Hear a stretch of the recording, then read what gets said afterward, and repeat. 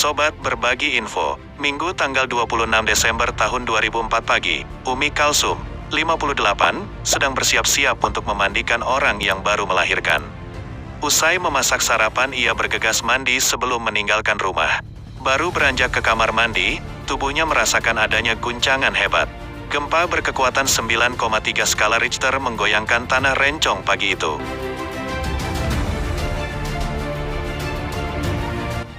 Maksum, panggilan akrab Umi Kalsum, bersama seluruh anggota keluarganya lari keluar rumah. Sejumlah pot bunga miliknya jatuh dan hancur. Setelah merasakan gempa sekitar 8 menit, ia menanam kembali bunga tersebut di pekarangan rumahnya di Desa Aluenaga, Kecamatan Syiah-Kuala, Banda Aceh. Tak lama berselang, anak ketiganya teriak memberitahu air laut sudah naik. Letak rumah Maksum dengan bibir pantai hanya terpaut sekitar 1 kilometer.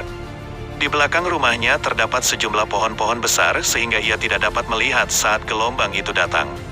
Saya bilang ke anak saya waktu itu, jangan minta yang tidak-tidak, mana mungkin air laut naik, kata Maksum kepada kami.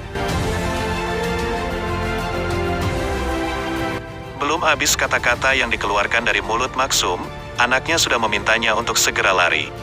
Saat melihat ke belakang, benar saja gelombang dahsyat sudah mendekat. Maksum lari sekuat tenaga untuk menyelamatkan diri.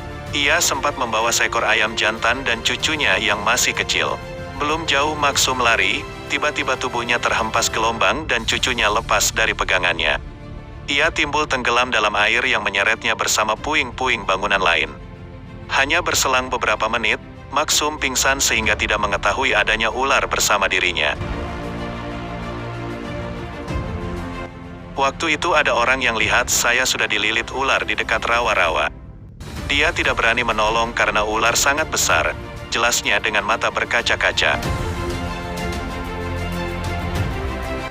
Sobat berbagi info, Maksum kembali siuman saat tubuhnya sudah berada di bawah jembatan Kruengcut, Banda Aceh tak jauh dari rumahnya.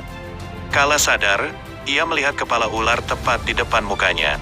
Ular berwarna loreng itu melilit seluruh tubuh Maksum. Ia terus berdoa agar selamat dari amuk gelombang tsunami. Subhanallah, ular itu besar sekali, saya sempat berucap selamatkan saya ke darat, kenang Maksum.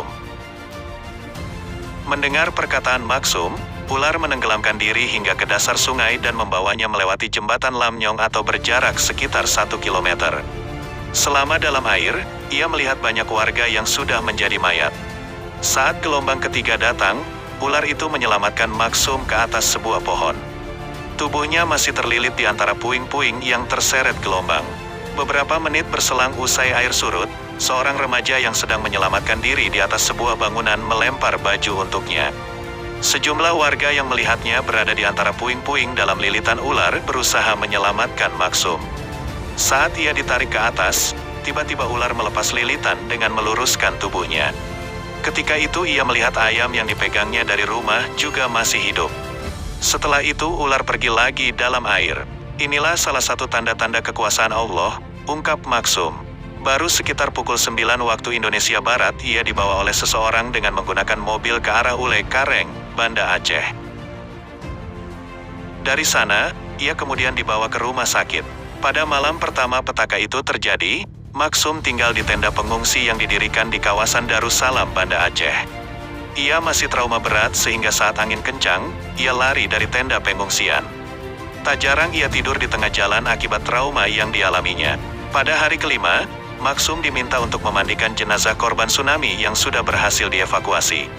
Ia awalnya menolak permintaan itu, tapi setelah dibujuk, akhirnya Maksum mau memandikan puluhan jenazah. Saya sudah 35 tahun jadi bidan desa. Kerja saya selain membantu orang melahirkan juga memandikan jenazah.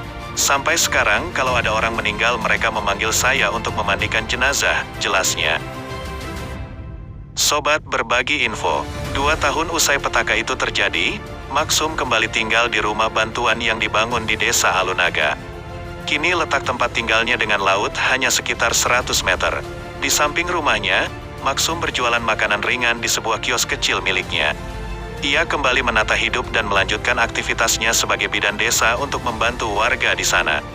Suami, anak, dan cucu saya menjadi korban dalam musibah itu. Ada sekitar 30 orang yang jadi korban, ungkapnya.